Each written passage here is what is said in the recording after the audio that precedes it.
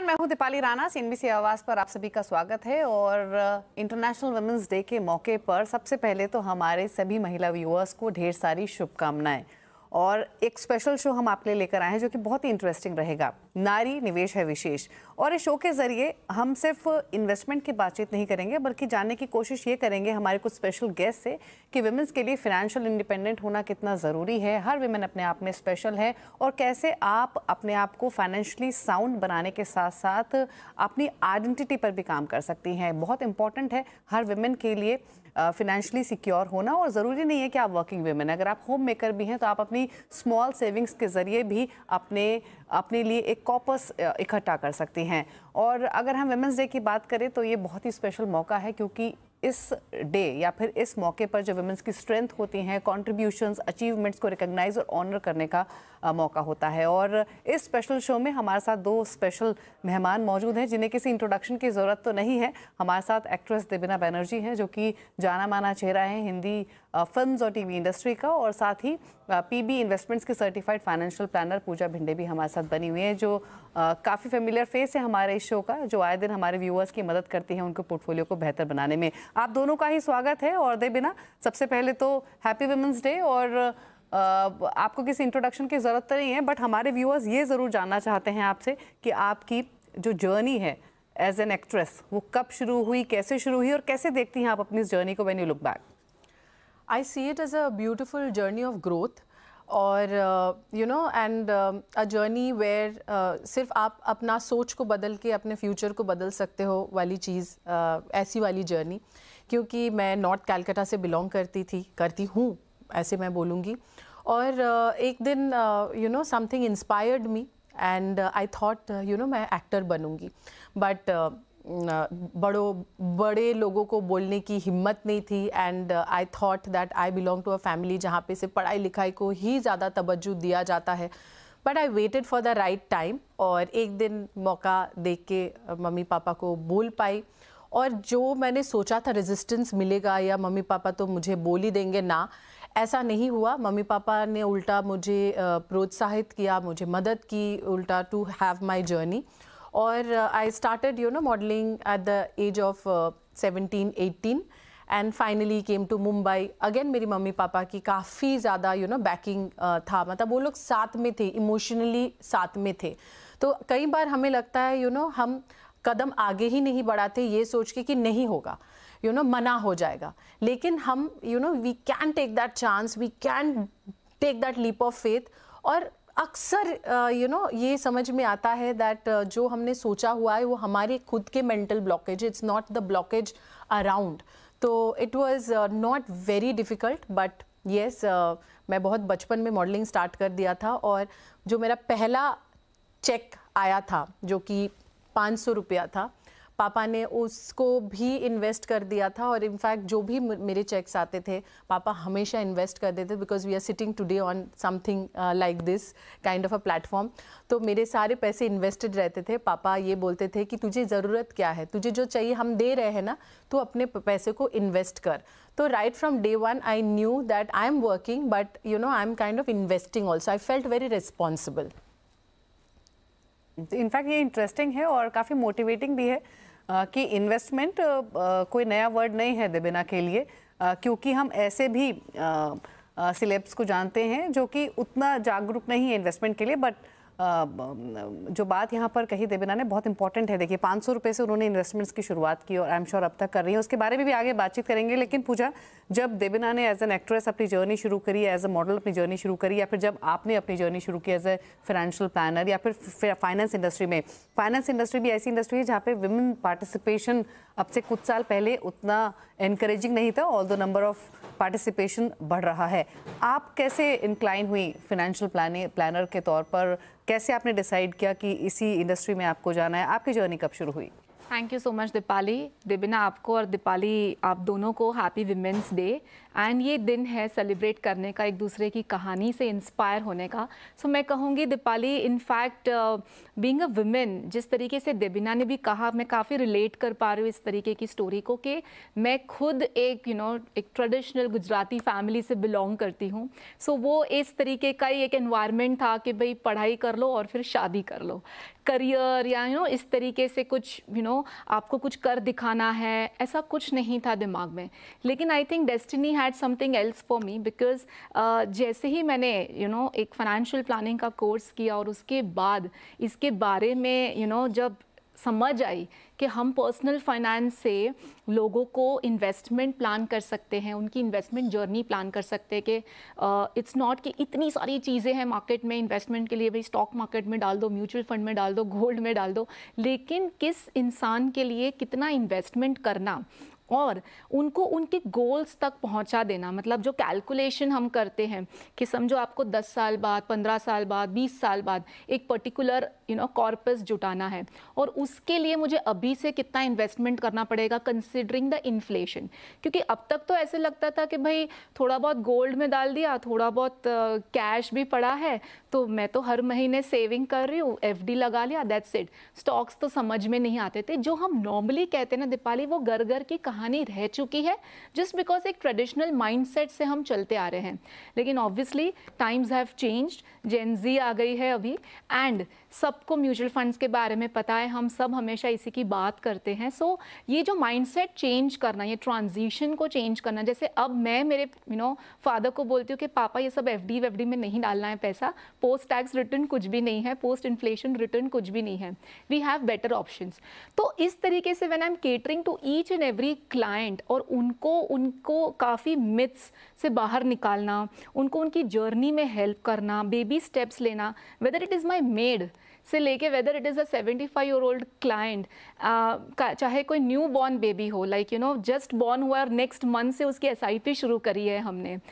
इस तरीके के काफ़ी ऐसे केसेस के साथ रोज़ डील करना, एंड उसमें जो सेटिस्फैक्शन मिलता है ना दीपाली, इट्स फैबुलस. मुझे लगता है काफ़ी लोगों को इन्वेस्टमेंट जर्नी में किस तरीके से, सही तरीके से शुरू करना, ये समझ भी आ जाए ना, तो भी हम जीत जाएंगे.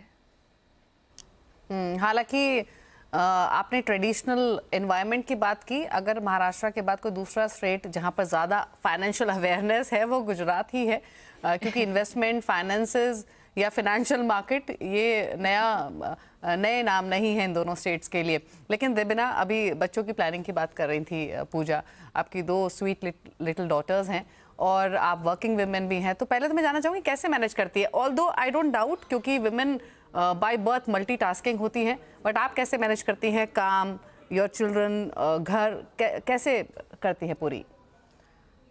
आई सम फील कि आप जो भी कर रहे हो उस प्रोसेस को अगर आप एंजॉय करोगे ना, आप कर पाओगे. It applies to a job also, कि आप अगर जॉब को जॉब जैसे देखोगे तो आपको लगेगा कब ख़त्म होगा, कब मैं घर जाऊंगी, वो वाली feeling. But if you enjoy what you are doing, you would want to do it, you will never get tired. Similarly, I mean, I love this phase of my life also. मुझे बहुत, मैं enjoy कर रही हूँ और मैं हर एक दिन फोटोज़ देखती हूँ और मुझे लगता है अरे कल ही तो इतने छोटे थे, आज इतने बड़े हो गए. I'm already, it's like a race against time.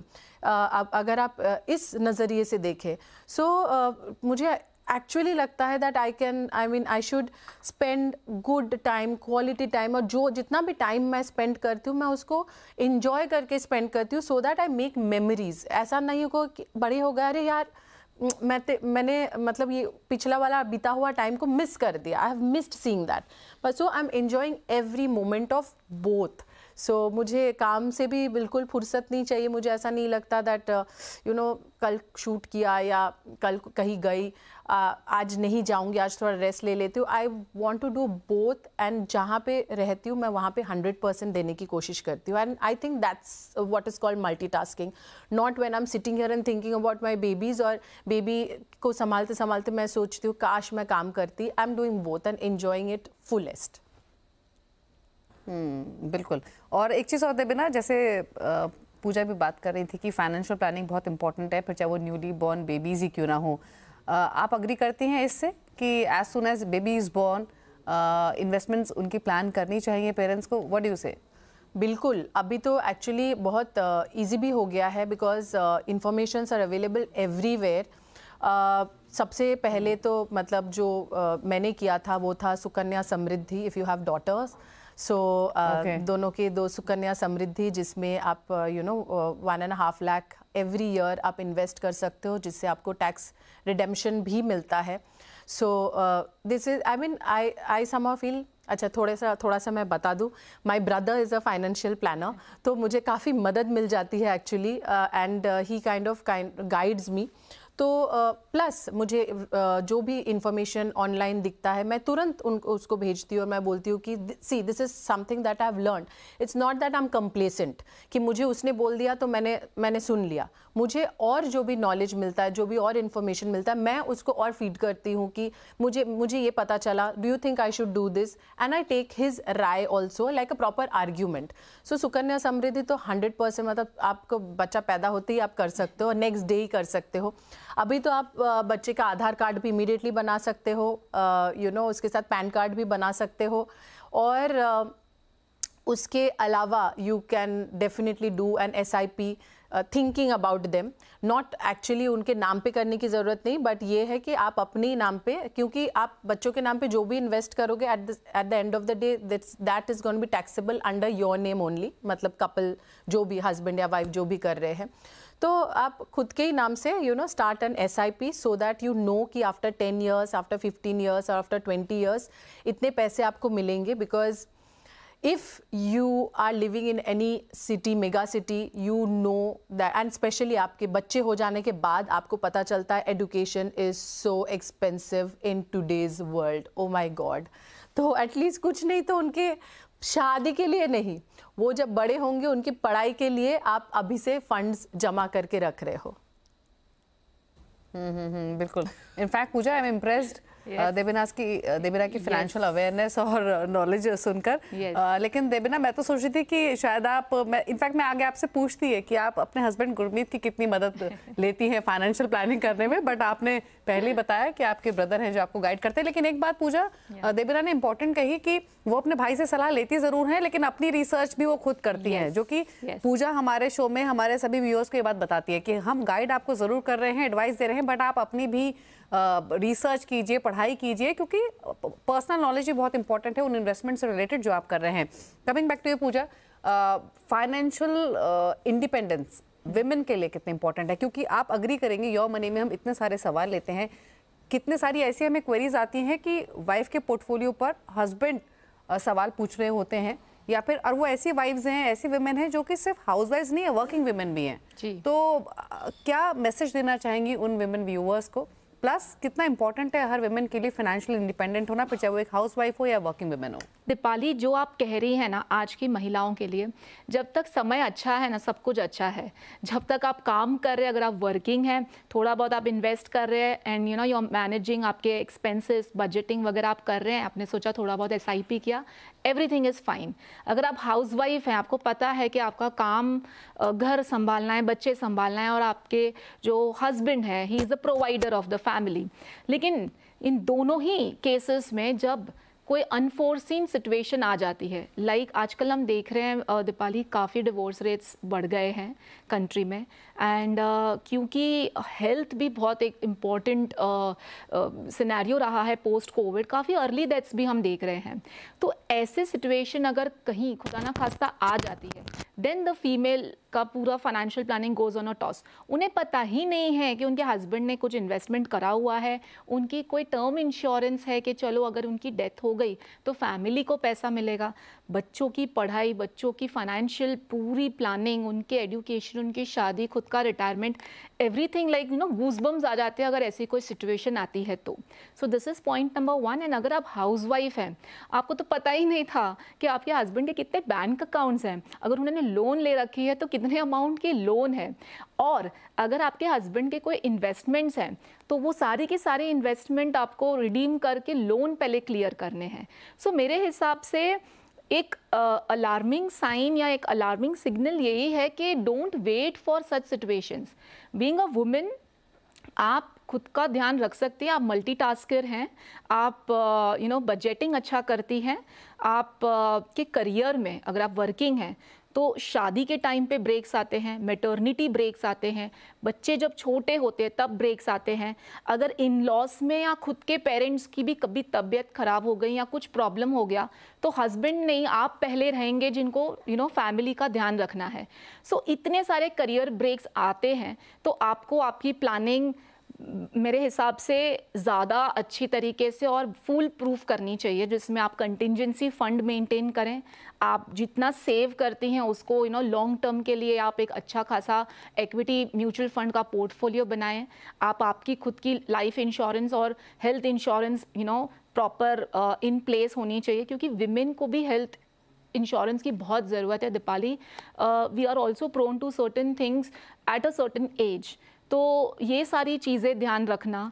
Plus gold में जो हम निवेश करते हैं हमेशा हमको लगता है अरे हाँ मेरे पास बहुत सारा ज्वेलरी है, फिर कभी ज़रूरत पड़ी तो कोई कहीं से ले लेंगे, या हस्बैंड है या मेरे पेरेंट्स हैं। लेकिन मैं आपको बता दूं कि जब ज़रूरत आती है ना, जब पैसों की ज़रूरत आती है ना, तब कितने भी आप क्लोज क्यों ना हो लेकिन money related you can't be dependent on anyone. ये वही सिचुएशन बता पाएगी जब आप उस सिचुएशन में होंगे। सो मेरे हिसाब से अच्छी खासी इंश्योरेंस, अच्छा खासा एक रिटायरमेंट प्लान, अच्छा खासा बजटिंग, जो आपके पास इनफ्लो आ रहा है, चाहे सैलरी के तौर पे अगर आप हाउसवाइफ है और आपको और हर महीने कोई इनकम आ रही है या कोई हस्बैंड आपको दे रहे हैं, आप आपके अकाउंट में लीजिए। That is very important. Don't just say कि हाँ एक पर्सन कमा रहा है और मैं नहीं कमा रही हूँ।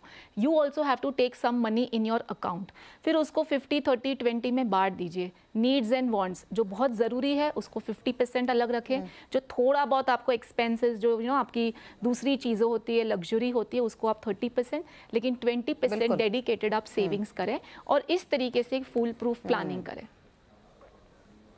बिल्कुल, ये बहुत इंपॉर्टेंट है और इसके लिए ज़रूरी नहीं है कि आप वर्किंग वुमेन है तो ही आप ये सब करेंगे। जैसे पूजा ने राइटली पॉइंट आउट किया, अगर आप होम मेकर भी हैं तो भी आप अपना बैंक अकाउंट, अपनी ITR मेंटेन कीजिए और उसके थ्रू इन्वेस्ट कीजिए।